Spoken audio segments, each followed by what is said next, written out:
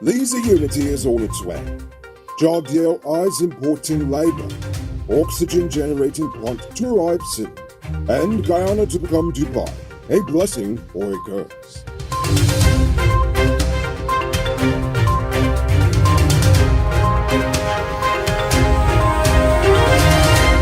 I'm Enrico Bulford and welcome to tonight's edition of Uncut News.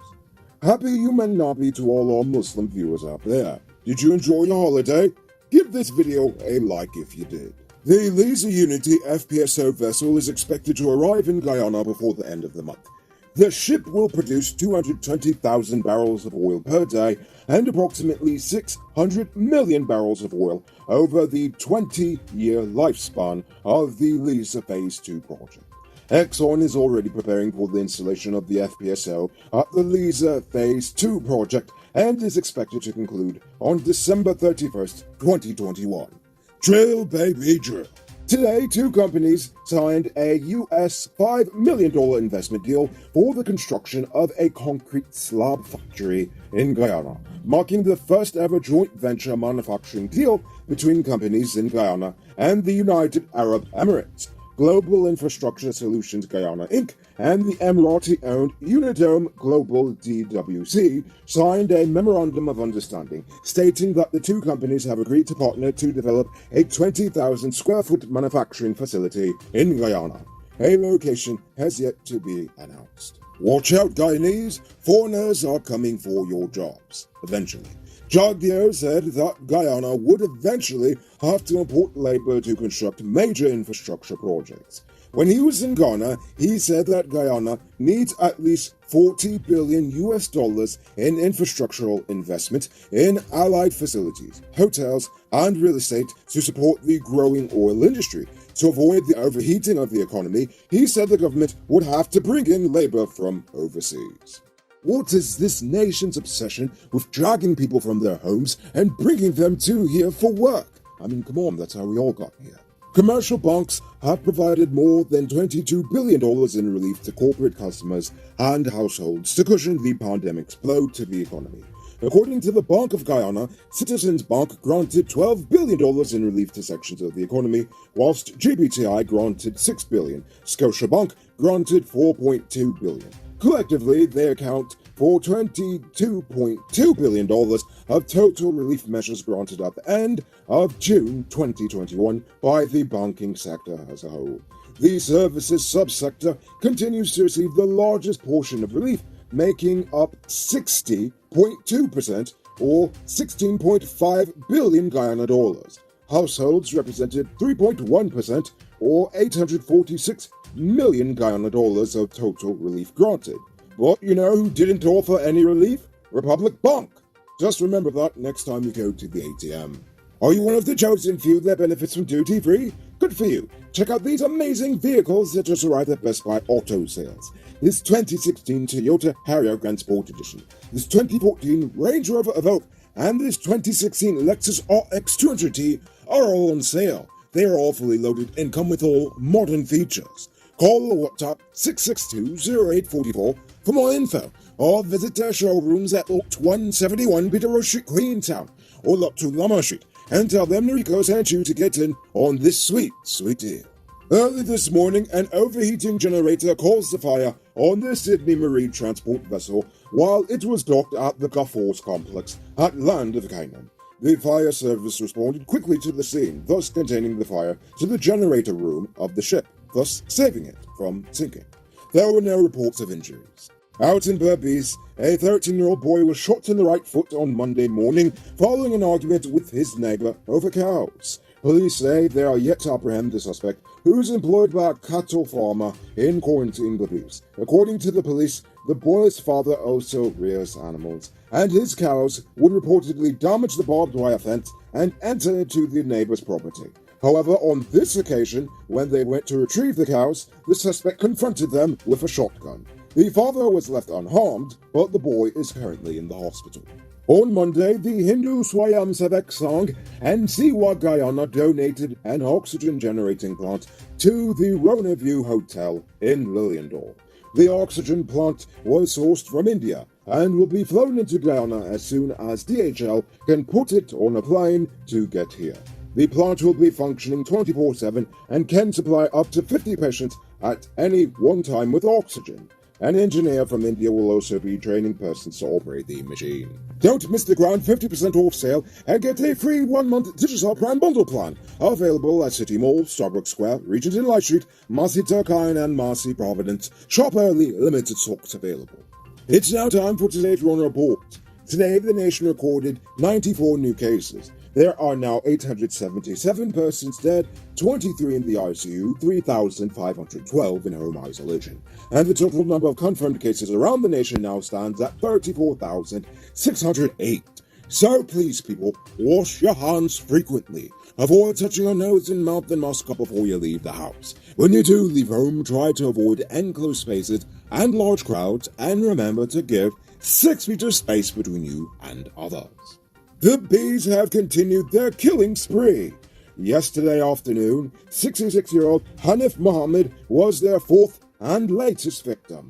The police stated that the man's body was discovered motionless at the Montrose seawall on the east coast, with what appeared to be bee stings all about his body. Based on investigations, several residents were reportedly attacked and stung by bees in the area the previous day. Mohammed was last seen alive on Sunday night. And now for our stupid news of the day.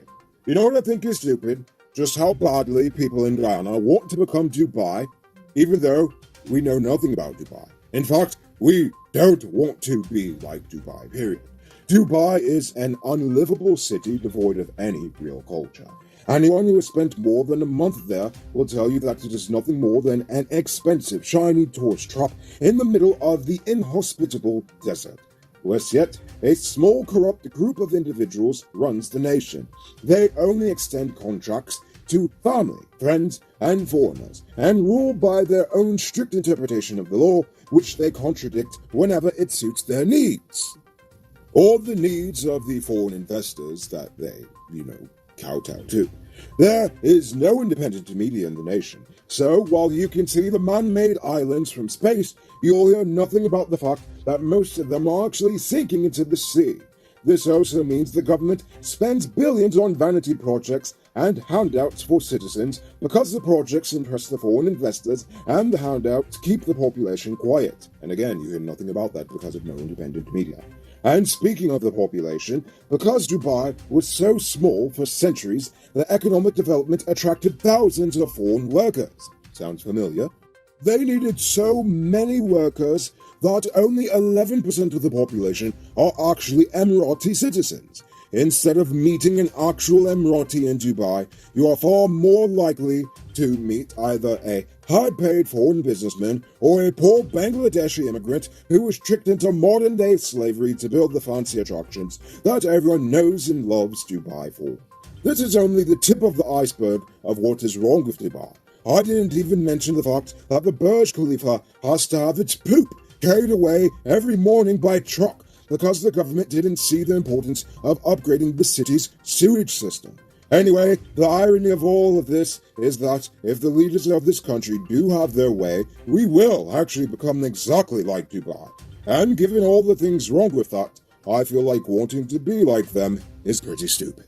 Boom! My name is Mudwater from Guyana Uncut. I have a big truck. Note, I didn't say I have the big truck. I have a big truck. When I need affordable parts for my truck, I only go to one place. Powered Automotive Truck Spares and Engine Parts. They stock parts for DAF, Freightliner, International, and Mack trucks. Also, all genuine Cummins engine spares. They're also the authorized dealer in Guyana for Hammer parts. And as a wise man once said, don't DPS. Get your engine parts from Patsep. Call 697-0171 for inquiries and tell them Mudwater sent you.